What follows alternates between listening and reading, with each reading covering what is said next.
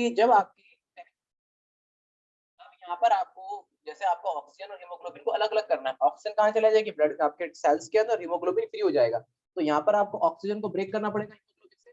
तो तोड़ने के लिए क्या क्या कंडीशन होती है, CO2 का लेवल क्या होना चाहिए, ज्यादा होना चाहिए, हाइड्रोजन की कॉन्सेंट्रेशन ज्यादा होनी चाहिए, 2 pg।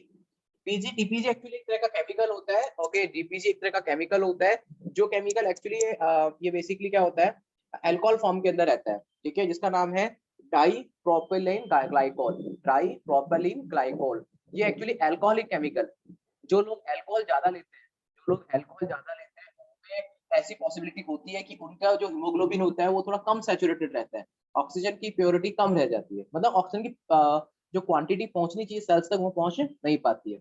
अगर आपका ये कर लेफ्ट साइड कब शिफ्ट होगा, लेफ्ट साइड कब शिफ्ट होगा बेटा, जब आपकी ऑक्सीजन के साथ एफिनिटी इंक्रीज होगी, और हमें ऑक्सीजन की एफिनिटी इंक्रीज कब करनी है, जब आपका ऑक्सीजन हीमोग्लोबिन लंग्स पर बाइंड अप होगा, लंग्स में होगा, तो हमें एफिनिटी बढ़ानी पड़ती है। उसमें क्या होता है, CO2 की कॉन्सेंट्रेशन उस कंडीशन के लिए क्या होनी चाहिए, कम, हाइड्रोजन की कॉन्सेंट्रेशन 2 3 डीपीसी 2 3 डीपीसी, इस केमिकल की कॉन्सेंट्रेशन क्या होनी चाहिए, कम, टेम्परेचर भी, और यहाँ पर HbF है, यहाँ पे हीमोग्लोबिन से मतलब है कि आपका हीमोग्लोबिन का लेवल सैचुरेटेड ज्यादा हो जाएगा उस वक्त। समझ में आपको ये वर्षा? Yes sir. आपको यस सर। ओके, देखिए, this clearly indicate that oxygen bind to the hemoglobin in the lung surface and get dissociated at the tissue। ये बताया था मैंने। ये ग्राफ क्या बताता है कि ऑक्सीजन किस पे बाइंड अप होती है, हीमोग्लोबिन पर, इन द लंग सरफेस, और डिसोशिएट कहाँ होता है, टिश्यू पर।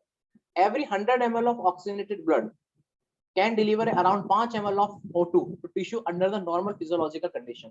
मतलब आपका ऑक्सीजनेटेड 100 ml ऑफ ब्लड कम से कम 5 ml ऑफ ऑक्सीजन को टिश्यू को ट्रांसफर कर देता है, ठीक है, 100 ml ऑफ ऑक्सीजनेटेड ब्लड आपका कम से कम 5 ml ऑफ ऑक्सीजन को टिश्यू को ट्रांसफर कर देता है, अगर आपकी बॉडी हेल्दी है, नॉर्मल फिजियोलॉजिकल कंडीशन मतलब आपको कोई प्रॉब्लम नहीं है, एबनॉर्मल कंडीशन से पास नहीं हो रहे हो, तो आपका 100 ml ऑक्सीजनेटेड ब्लड 5 ml को ट्रांसफर कर देगा। लेकिन जैसे इनको कोरोना का इशू आया था, इन्फेक्शन होता है, तो ये रेशियो थोड़ा डाउन चला जाता है, ठीक है। आपके अंदर ब्लड कितना होता है अराउंड, ये तो 500 ml की बात कर रहे हैं, ब्लड कितना होता है अराउंड, इशित कितना ब्लड होता है आपकी बॉडी में, कितना ब्लड है, कितने अमाउंट में कितना ब्लड है आपकी बॉडी में, 4.5 लीटर। हाँ, अराउंड 5 लीटर के आसपास होता है, कितना होता है, 5 लीटर के आसपास होता है ब्लड, थोड़ा ज्यादा भी, ठीक है, अराउंड 5 लीटर के आसपास ब्लड होता है, अगर हम मोर एंड लेस एवरेज एक निकाल लेते हैं उसकी। समझ में आ गया? तो 5 लीटर मान ले, तो 5 लीटर मान के चलो, उसके अंदर 1 लीटर में 1000 होते हैं, कितने होते हैं, तो कितने हो गए, 5000 हो गए, कितने हो गए, 5000 हो गए। तो अगर करें कि 100 ml ऑफ आपका 5 ml O2 को ट्रांसफर करता है, तो 5000 ml कितनों को ट्रांसफर करेगा, ये चीज कैलकुलेट करेंगे एक बार आप। हेलो इशिता, आवाज आ रही है आपको? हाँ सर।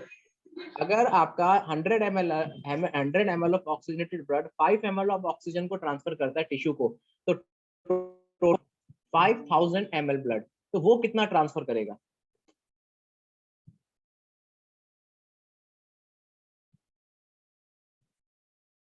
अगर आपका 100 ml ब्लड 5 ml को ट्रांसफर करता है, तो 5000 ml कितनों को ट्रांसफर करेगा, कितना ऑक्सीजन ट्रांसफर करेगा एक बार में,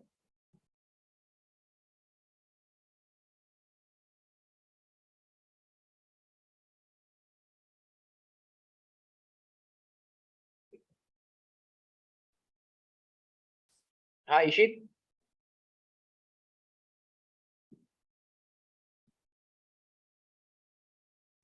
सर 250 कुछ रफली तरह है। रफली, ठीक है, 250 के आसपास होता है। ये मतलब ध्यान रखना, ये जो वैल्यू दी गई एक बार की है, कि पर मिनट या जनरली ये होता है कि जो आपका जो एक बार का ट्रांसफर होता है ये उसकी वैल्यू। एक मिनट रुकना बेटा, थोड़ा सा स्टॉप हो गया, मैं दोबारा शुरू करता हूँ। तो ये तो एक रफ एंड एवरेज वैल्यू है, ये जरूरी नहीं है कि हर बार ऐसा ही होता है, रफ एंड एवरेज वैल्यू आती है इसकी, राइट। चलिए आगे का मैं एक मिनट बेटा शुरू करता हूँ, थोड़ा सा डाउन चला गया। ओके, अब हमारा ये तो था बेटा ऑक्सीजन का ट्रांसफर, कि ऑक्सीजन कितना ml ऑफ ऑक्सीजन ट्रांसफर हो जाता है, क्या क्या तरीके होते हैं। 97 ऑफ ऑक्सीजन ट्रांसफर होता है आरबीसी में प्रेजेंट हीमोग्लोबिन से, और 3% ऑक्सीजन किससे ट्रांसफर होता है, ब्लड में डिसॉल्व प्लाज्मा। ठीक है, जिसमें हमने ऑक्सीजन डिसोसिएशन कर्व देखा था कि ऑक्सीजन डिसोसिएशन जो कर्व है कि ऑक्सीजन कितना हीमोग्लोबिन के साथ एसोसिएट हो सकता है और डिसोसिएट निकालने के लिए कौन सा कर्व है। अगर आपका वो कर्व जो एक एवरेज वैल्यू थी, अगर वो कर्व आपका ठीक है लेफ्ट साइड शिफ्ट हो जाए और राइट साइड शिफ्ट हो जाए तो क्या इफेक्ट होंगे। ठीक है, राइट साइड शिफ्ट होने के लिए क्या क्या कंडीशन होती है, लेफ्ट साइड शिफ्ट होने पे क्या क्या कंडीशन हो सकती है, ये सब हमने देखा था। ठीक है, ओके। आपने वर्षा और ऋषित आपने क्वेश्चन सॉल्व किए थे कल 21 के, जो मैंने आपको पूरी आंसर शीट बना के भेजी थी।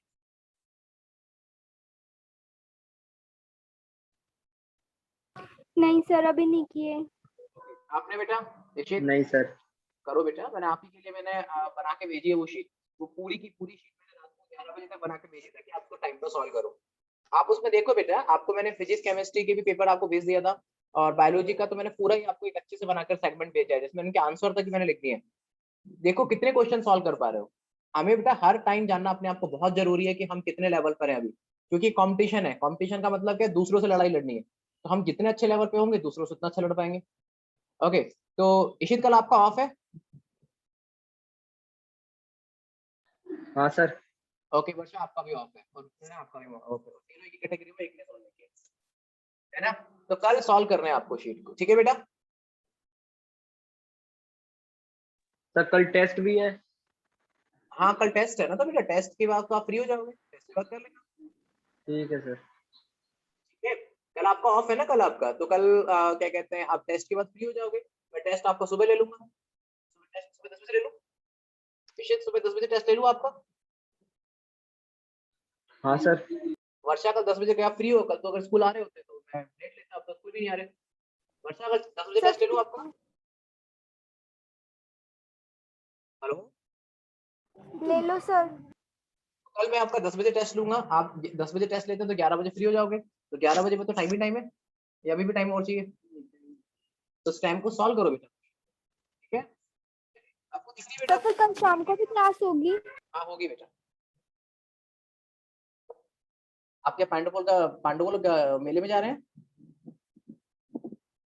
नहीं सर। क्या करोगे घर में बैठ के, पढ़ाई करो। ठीक है, कॉम्पिटिटिव एग्जाम वालों के लिए कोई छुट्टी नहीं होती है, याद रखना। जो बच्चा कॉम्पिटिशन एग्जाम की तैयारी कर रहा है ना, उनके लिए कोई छुट्टी नहीं होती है। आप तो चलो अभी नेट लेवल पर, जो बच्चे यूपीएससी आईएएस की तैयारी करते हैं वो तो बेटा दिवाली के दिन तक उनकी कोचिंग चलती है। ठीक है, दिवाली मना ली, पूजा कर ली, आधा घंटा पूजा कर ली, आ जाओ कोचिंग। ठीक है, कम से कम दिवाली छुट्टी दे रहा हूँ। ठीक है, तो दिवाली वालों की कोई छुट्टी नहीं होती जो कॉम्पिटिटिव एग्जाम की तैयारी करते हैं। अब था ये तो CO2 का ट्रांसपोर्ट, अब किसका है, carbon dioxide is produced by the cell metabolism in mitochondria. याद है ना माइटोकॉन्ड्रिया में CO2 कैसे बनता है, याद है, तुम्हारा कुछ करना पड़ेगा। The amount produced depend on the rate of metabolism and relative amount of carbohydrate, fat and protein metabolized। मतलब आपका जो कहने का मतलब है CO2 बनता है, वो CO2 बनता है किसके रेट पे डिपेंड करता है, इनके मेटाबॉलिज्म के ऊपर। कार्बोहाइड्रेट, फैट, प्रोटीन सभी मेटाबोलाइज होकर CO2 दे सकते हैं। तो कितनी रेट से आपका CO2 मेटाबोलाइज होगा, उसके अकॉर्डिंग आपका CO2 ट्रांसफर होगा। अब याद रखना बेटा, ये इंपॉर्टेंट है, CO2 transport carried out by carbonate कितना percent, through the plasma, through the hemoglobin 22। समझ में आ गया, ये वैल्यूज याद रखना बेटा। ठीक है, और आप क्वेश्चन पेपर देखना, बहुत आसान क्वेश्चन पेपर है। Nearly 20 to 25% CO2 is transported by the RBC, whereas 70% is carried out by the bicarbonate। ठीक है बेटा, अभी हमने पढ़ा है 7% of CO2 किसके थ्रू कैरी होती है, किसके थ्रू, प्लाज्मा के थ्रू, और CO2 is carried out by the hemoglobin as a carb amino hemoglobin around 20-25% because CO2 is more soluble than O2। देखिए अगर आपको याद हो, ऑक्सीजन कितना परसेंट बेटा आपका, ऑक्सीजन कितना परसेंट आपका ऑक्सीजन कितना परसेंट आपका जो ट्रांसफर होता है, ये देखिए ये तो कितना परसेंट है आपका 20-25%, जो कि आरबीसी के थ्रू ट्रांसपोर्ट होता है। ठीक है, आरबीसी के थ्रू ट्रांसपोर्ट होता है। ठीक है, और ये आपका हीमोग्लोबिन होता है, कार्ब एमिनो हीमोग्लोबिन के फॉर्म में ट्रांसपोर्ट होता है। ठीक है, अब देखिए ये क्वेश्चन है आपका, bulk of carbon dioxide release from a body tissue in the blood is present as, question देखो, क्वेश्चन देखो, bulk of the carbon dioxide released from a body tissue in the blood is present as, किसके form में present रहता है?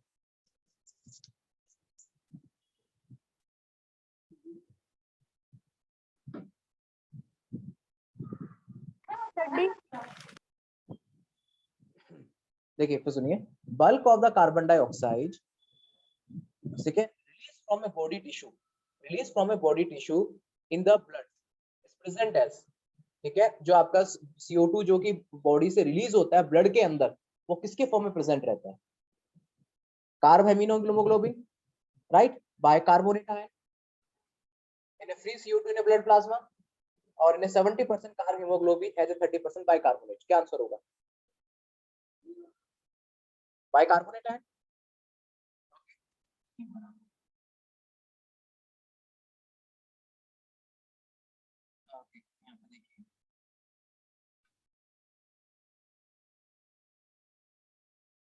देखिए around आपका 20 to 25% CO2 किसके through carry हो रहा है?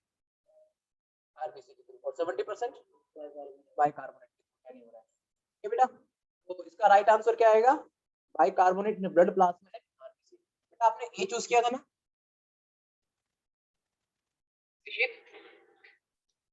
हाँ सर, हो गया। हाँ कोई नहीं, ध्यान रखना इसका बेटा, बाइकार्बोनेट के फॉर्म में जनरली रहता है कि मोस्ट ऑफ CO2 उसी के फॉर्म में रहता है।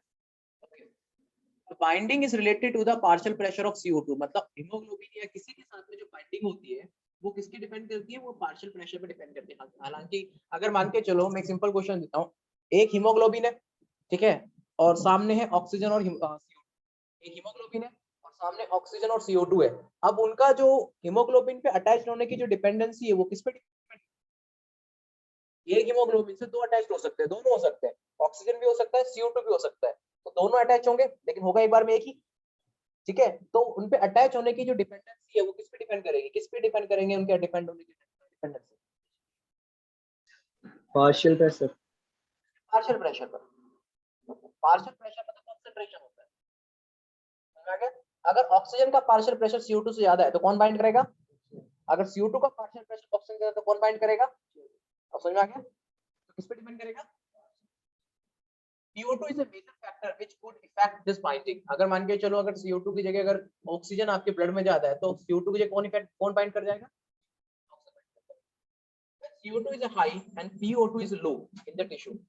अगर in case CO2 की concentration high है और ऑक्सीजन की concentration कम है, इसमें टिश्यू में यही होता है। टिश्यू में तो CO2 की concentration high होती है, O2 की क्यों high होती है टिश्यू में? क्यों? क्योंकि टिश्यू के अंदर सेल का मेटाबॉलिज्म चलता है और क्या निकलता है रिएक्शन से? CO2 निकलता है, इसलिए। तो कार्बन डाइऑक्साइड किसके साथ, मतलब यहाँ पर क्या होगा? कार्बन डाइऑक्साइड CO2 की कंसंट्रेशन आई है और O2 की, तो यहाँ पर हीमोग्लोबिन किसके साथ बाइंड होगा? CO2 के साथ या O2 के साथ? CO2 के साथ बाइंड अप होगा। Whereas when the PCO2 is low and PO2 is high in the alveoli, जब CO2 की कंसंट्रेशन लो हो जाती है और O2 की कंसंट्रेशन हाई हो जाती है तो वो किसके साथ बाइंड अप होगा? हीमोग्लोबिन किसके साथ बाइंड अप होगा? Okay, dissociation of CO2 from a carb amino hemoglobin take place।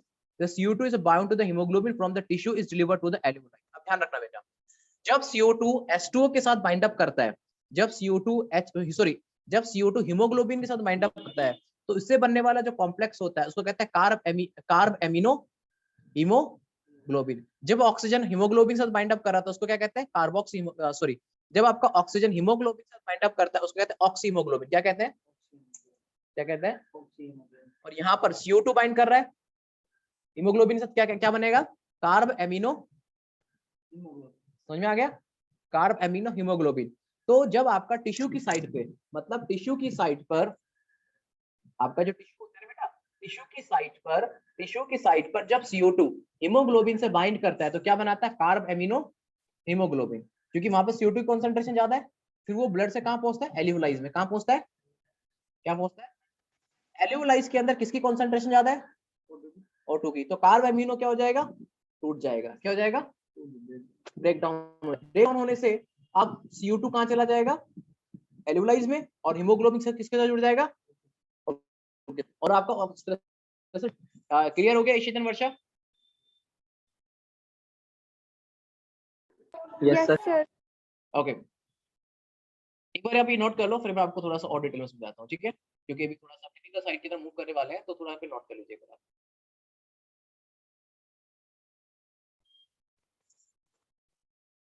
ठीक है बेटा, नहीं तो वहाँ बैठ जाओ, दिख रहा तो मतलब अंधेरा आ रहा है तो एक बार बेटा नोट कर लेना।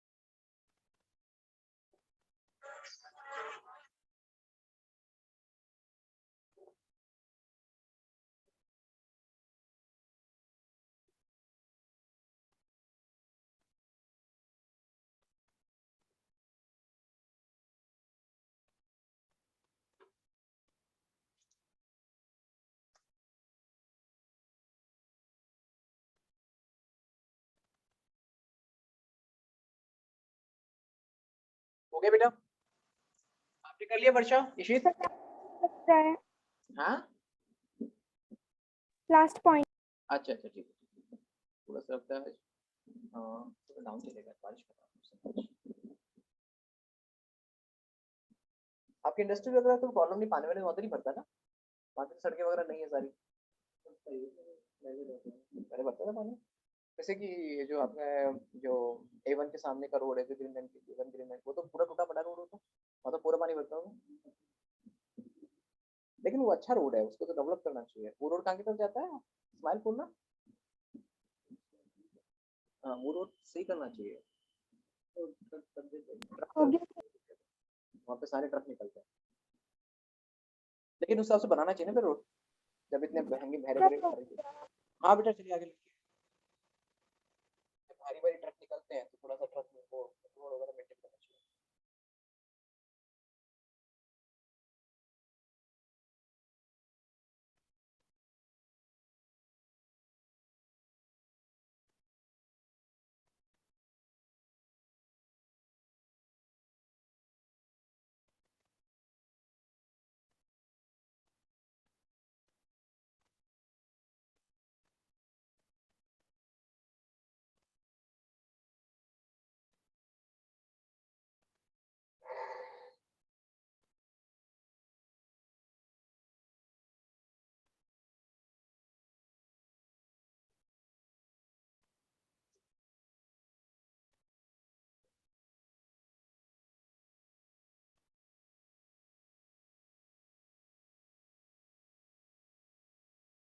चलिए बेटा,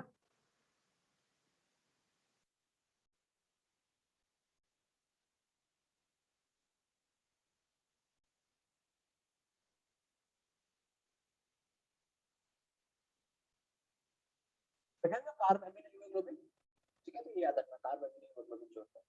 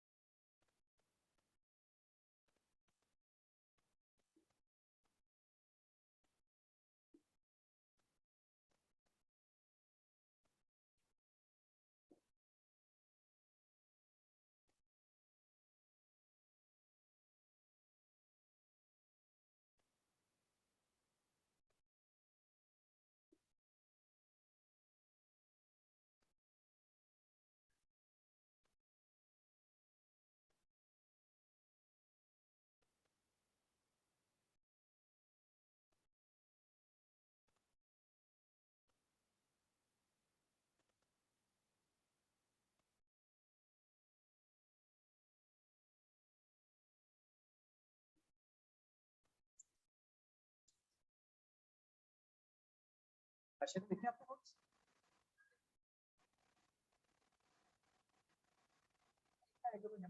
हाँ मतलब थोड़ा पढ़ लिया करो, 1 घंटा खाली बैठ रहे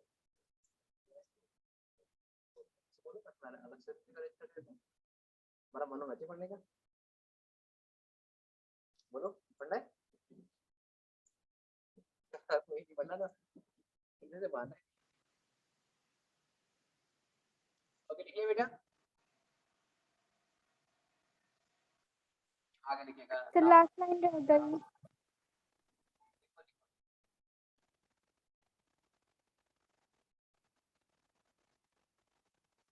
हम लाइक लास्ट पॉइंट पे चल रहे हैं चैप्टर के लिख लिया आपने अब यस सर।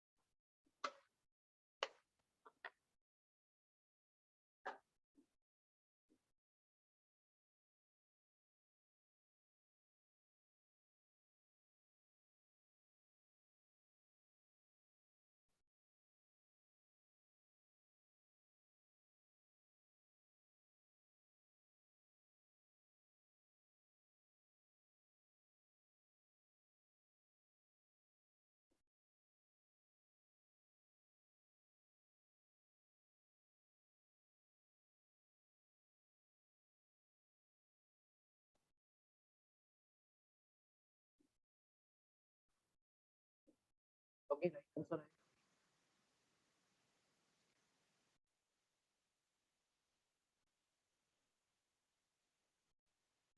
लिख लिया बेटा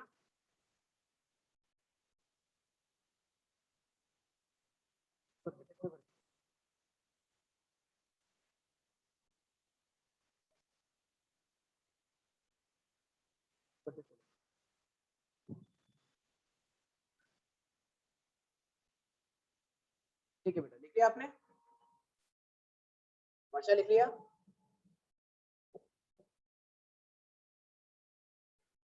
यस सर। इतनी कर्सिव में सीखी कहाँ से इतनी कर्सिव राइटिंग सीखी कहाँ से बहुत राइटिंग सिखाई तो बहुत अच्छी राइटिंग सिखाई तो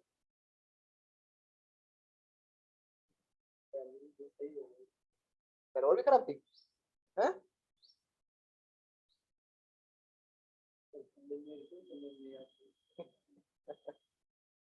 अब खुद तो सुना रही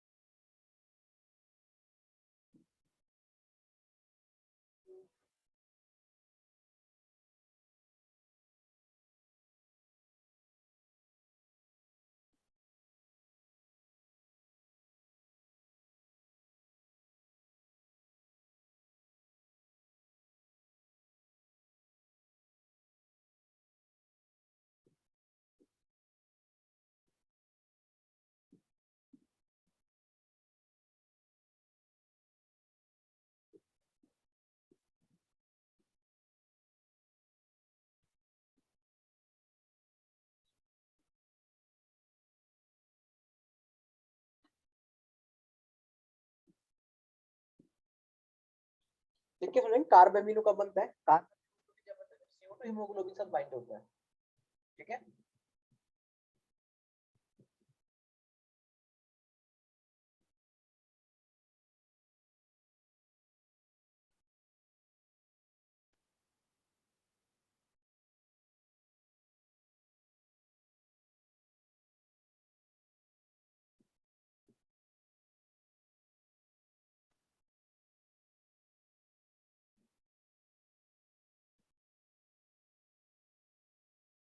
और जब क्या होता है CO2 हीमोग्लोबिन के साथ बाइंड हो जाता है ना तो ब्लड का कलर हल्का सा डार्क हो जाता है मतलब या तो ब्लूइश हो जाएगा या फिर ब्लैकिश मतलब ब्लू होता है ना बिल्कुल डार्क ब्लू हो जाता है तो काला काला कैसे दिखाई देता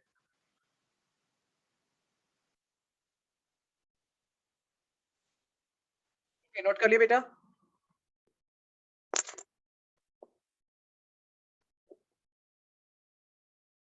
यस सर। वर्षा आपने, आप ही लेट रहते हो थोड़ा सा। कर लिया सर। अच्छा आपने, आराम से करो, थोड़ा ऐसा खुद को समझ में आ जाए।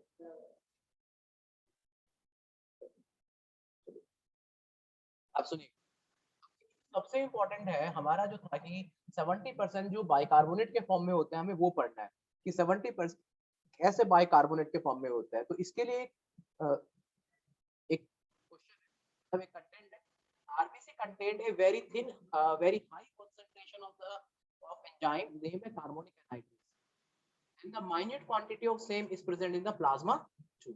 अब ध्यान रखना, आरबीसी के अंदर एक एंजाइम होता है जिसका नाम है कार्बोनिक एनहाइड्रेज एंजाइम, जिसकी कंसंट्रेशन आरबीसी में क्या होती है, हाई होती है और प्लाज्मा में कम होती है। क्यों होती है आरबीसी में, प्लाज्मा में कम क्यों होती है, ज्यादा क्यों होता क्या है कि ये रिएक्शन चलती है आपके दोनों डायरेक्शन के अंदर। देखिए CO2 क्या होता है, सबसे पहले H2O से बाइंड अप होगा, किससे बाइंड अप होगा, और किसकी किसकी प्रेजेंस में,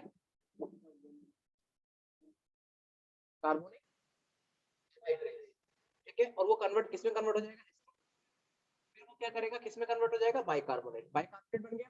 ये बाइकार्बोनेट स्ट्रक्चर हीमोग्लोबिन के साथ बाइंड अप हो जाता है और ये आगे का प्रोसेस शुरू करता है। अब इस कार्बोनिक एनहाइड्रेज के बारे में मैंने एक बार पहले भी आपसे डिस्कस किया था, कार्बोनिक एनहाइड्रेज के बारे में बहुत मैंने आपको ये डिस्कस किया था बायोमोलिक्यूल में, इस एंजाइम के बारे में याद है कुछ इशित, बायोमोलिक्यूल में मैंने इस एंजाइम के बारे में कुछ डिस्कस किया था आपसे।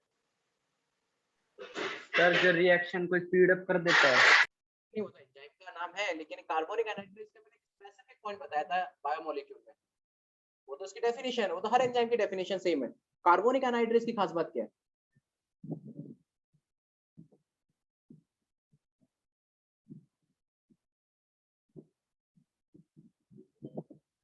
वर्षा आपको याद है, बात वो सुनिएगा, रेट कर देता है। वो तो वही बताया इशित ने भी। कार्बोनिक एनहाइड्रेज इस वर्ल्ड में सबसे फास्ट काम करने वाला एंजाइम है, जिसको हम कहते हैं टर्नओवर नंबर। इस एंजाइम का सबसे हाईएस्ट टर्नओवर नंबर होता है, कार्बोनिक एनहाइड्रेज का सबसे हाईएस्ट टर्नओवर नंबर है, मतलब सबसे ज्यादा ये तेजी से काम करता है। अकेला एंजाइम है जो सबसे हाईएस्ट स्पीड से काम करता है, सबसे हाईएस्ट स्पीड में, पूरे वर्ल्ड में सबसे फास्टेस्ट एंजाइम है कार्बोनिक एनहाइड्रेज, ठीक है। एक सेकंड के अंदर ना जाने कितने लाखों मॉलिक्यूल को H2CO3 में कन्वर्ट कर देता है एक सेकंड के अंदर।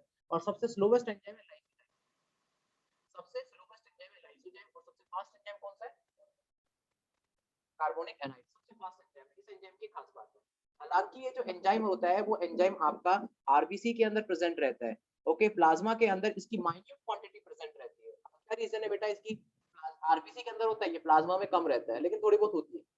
देखिए carbonic anhydrase enzyme is not present in the blood plasma, क्योंकि जब ये एंजाइम काम करेगा तो क्या बनेगा, कार्बोनिक एसिड बनेगा, और कार्बोनिक एसिड बनते ही प्लाज्मा का पीएच कितना जाएगा, डाउन।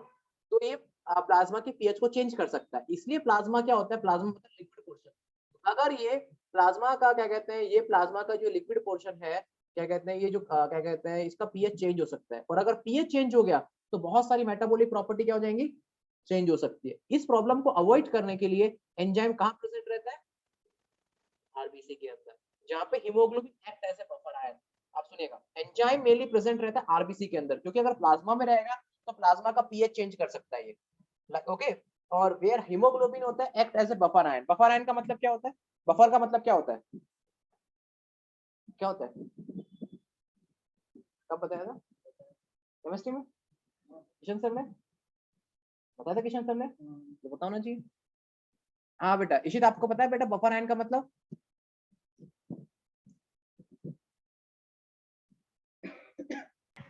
नहीं सर। नहीं पता आपको, वर्षा आपको, सर जो किसी चीज में किसी चीज में रेजिस्टेंस क्या, प्रोवाइड करे, किसी चीज में क्या, किसी चीज में ब्लड में हीमोग्लोबिन का जो क्या, फाउंडेशन होता है, क्या होता है, बफर, बफर क्या होता है, बर्फ, बर्फ नहीं, ठीक है, बफर तो रुकावट को बोलते हैं। हाँ तो क्या होती है, हमें केमिस्ट्री में क्या आता है बफर, बेटा केमिस्ट्री में बफर आपने पढ़ा है, सॉल्यूशन, मैं वो क्या पूछ रहा हूँ, मैं सॉल्यूशन में क्या होता है, buffer solution, buffer solution is a solution which resist to change in the pH, याद आया, जो पीएच में चेंज होने को रजिस्ट करते हैं उनको बफर सॉल्यूशन कहते हैं। और उस बफर सॉल्यूशन में एक बफर आयन होता है जो कि उस पीएच को चेंज करता है एक्चुअली। आपको नहीं पढ़ा आपने ये लाइन वर्षा? ये मतलब मैंने ही बताया था इससे क्लास में आपको एक बार। तो क्यों वर्षा नहीं पढ़ा आपने? पढ़ा है सर। केमिस्ट्री में अच्छा खासा आता है बफर आयन, कैसे भूल सकते हो बेटा ये लाइन? ये आप देखिए, ये डायग्राम मैंने बनाया, ठीक है। अब देखिए क्या होता है आपके आरबीसी में, क्या होता है बेटा आपके आरबीसी में क्या होता है कि जो H2 है वो CO2 से बाइंड करता है। किसे बाइंड करता है? किसमें कन्वर्ट होता है? कौन सा एंजाइम होता है? Very good. फर्दर ये ब्रेक हो गया H प्लस SCO3 माइनस। अब ये हाइड्रोजन आयन निकला, इस हाइड्रोजन आयन से हीमोग्लोबिन बाइंड अप कर जाता है और कन्वर्ट होता है HHB के अंदर। क्या कन्वर्ट होता है? HHB के अंदर कन्वर्ट होता है। ओके, अब देखिए क्या होता है। अब देखिए आपको करना क्या है, हमें इस बाइकार्बोनेट को, ये जो बाइकार्बोनेट है, हमें ये बाइकार्बोनेट है, हमारा हीमोग्लोबिन तो क्या हुआ, हीमोग्लोबिन तो क्या करेगा, बफर आयन की तरह रिएक्ट करेगा। तो यह जो हाइड्रोजन आयन की कॉन्सेंट्रेशन सडनली बनी थी, इसने क्या किया, हीमोग्लोबिन सब क्या किया, इसका रिएक्ट कर लिया और इसको क्या कर दिया, शांत कर दिया। तो हीमोग्लोबिन ने बफर की तरह काम किया, आया ना। अब अच्छा बाइकार्बोनेट आयन, हमें क्या करना है, इस बाइकार्बोनेट आयन को प्लाज्मा में ट्रांसफर करना है ताकि ये प्लाज्मा से होते हुए कहां चला जाए, ब्लड में। हमने जो कहा था ना 70% जो बाइकार्बोनेट के फॉर्म में होता है, तो 70% ये बाइकार्बोनेट आ गया। अब ये 70% से होता हुआ कैसे प्लाज्मा से होता हुआ लंग्स तक पहुंचता है।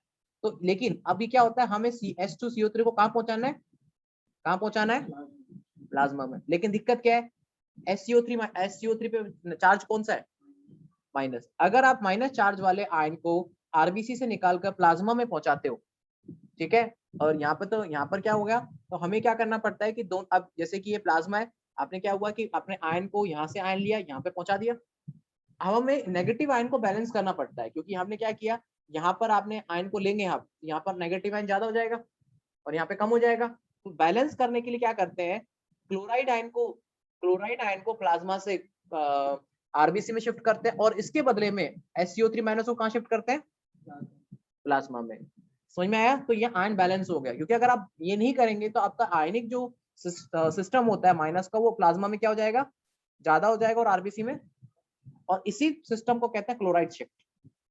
क्या कहते हैं, क्या चार्ज नहीं लगेगा, लगा तो है, लगा तो है।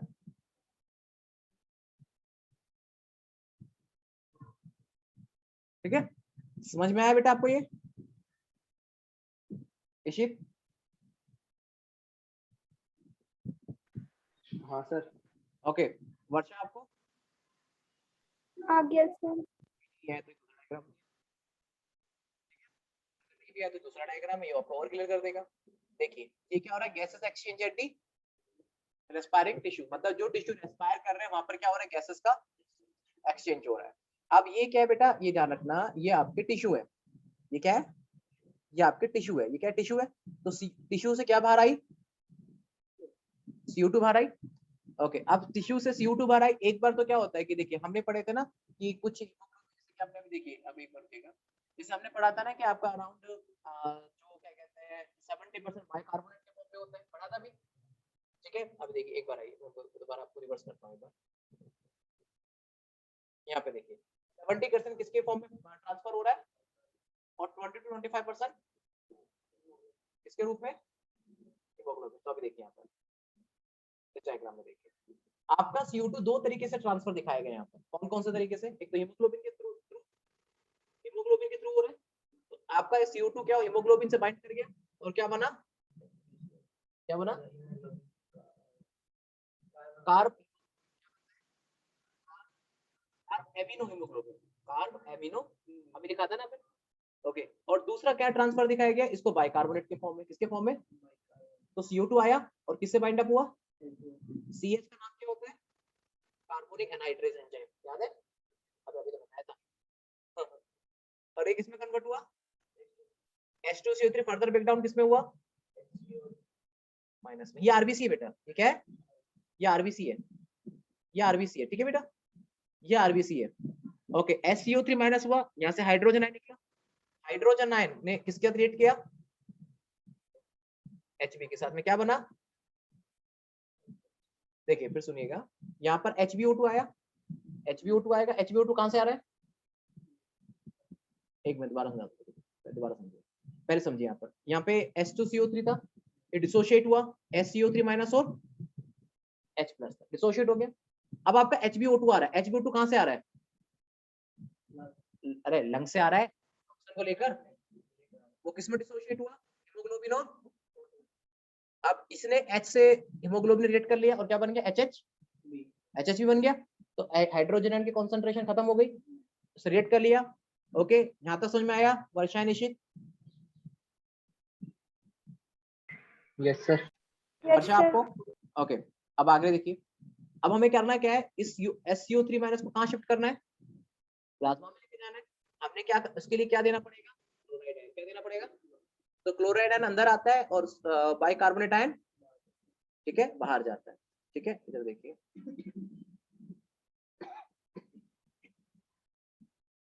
ओके, अब देखिए यहाँ पर, तो यहाँ पर आपका जो क्लोराइड आयन है, ये आपका क्लोराइड आयन अंदर आया, ठीक है, SCO3 माइनस कहाँ गया? बाहर गया। अब ये जो SCO3 माइनस होता है, ठीक है, SCO3 आप देखिए यहाँ पर भी वही रिएक्शन दिखा रहा है। यहाँ पर अब क्या कहते हैं, यहाँ पर SCO3 माइनस आ गया बाहर, बाहर आ गया, कहाँ आ गया?